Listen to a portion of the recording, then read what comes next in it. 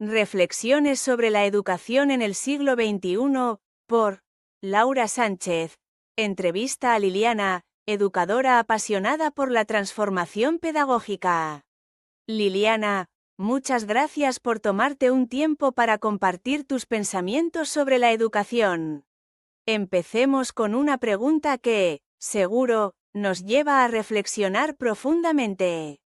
¿Cómo ves la diferencia entre la educación del pasado y la del siglo XXI? Es una excelente pregunta, Laura. Cuando hablamos de la educación del pasado, hay que recordar que se enfocaba más en la transmisión de conocimientos de una forma vertical, donde el maestro era el único referente de autoridad y quien tenía el saber absoluto. Los estudiantes eran vistos más como receptores pasivos. En contraste, la educación del siglo XXI pone énfasis en una perspectiva más horizontal. Aquí, el alumno tiene un papel más activo, se les motiva a pensar, investigar y colaborar. Claro, este cambio no ha sido abrupto, sino que ha sido una evolución gradual. Hoy, tenemos herramientas digitales, nuevas metodologías de aprendizaje y, sobre todo, una visión más amplia de lo que es educar.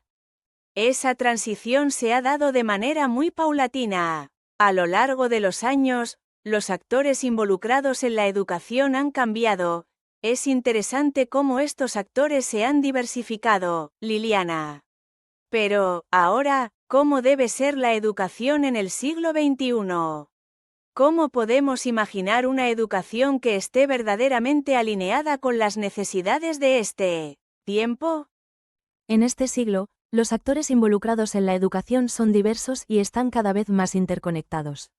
Además de los maestros y los alumnos, hoy en día juegan un papel fundamental las familias, las comunidades y, sobre todo, las tecnologías.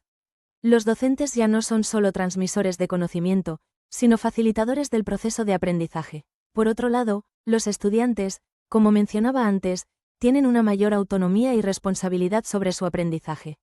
Las familias también han tomado un rol activo, sobre todo en el contexto de la educación en casa o el acompañamiento de los estudiantes en el uso de tecnologías. Y las plataformas digitales, herramientas como los recursos interactivos, redes sociales y otros dispositivos tecnológicos permiten que la educación sea más accesible y flexible. Laura, la educación en el siglo XXI debe ser integral y personalizada. Ya no se trata solo de memorizar, sino de desarrollar competencias y habilidades que preparen a los estudiantes para un mundo que cambia constantemente. Debemos fomentar la creatividad, la capacidad crítica, la resolución de problemas y la colaboración.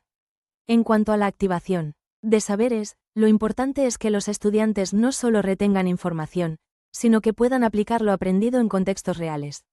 La educación del siglo XXI debe estar centrada en el estudiante, brindándole las herramientas para construir su propio conocimiento y conectarse con el mundo que lo rodea.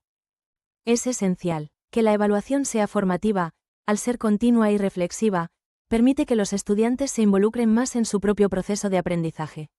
Si a los estudiantes se les evalúa constantemente sobre el proceso, ellos pueden identificar sus fortalezas y áreas de mejora. Esto fomenta la autocrítica y la creatividad, porque no se sienten presionados por una calificación final, sino que ven cada tarea como una oportunidad de aprender y de mejorar. Además, el feedback constante permite un espacio de reflexión sobre cómo aplicar lo aprendido en situaciones reales, lo que potencia su capacidad crítica. Lo importante es que esta evaluación esté orientada hacia el desarrollo integral del estudiante, no solo hacia el conocimiento académico. Hay que evaluar habilidades sociales, emocionales, creativas y críticas. Esta perspectiva más amplia no solo ayuda al estudiante en su formación, sino que lo prepara para un futuro más complejo, cambiante y lleno de incertidumbres.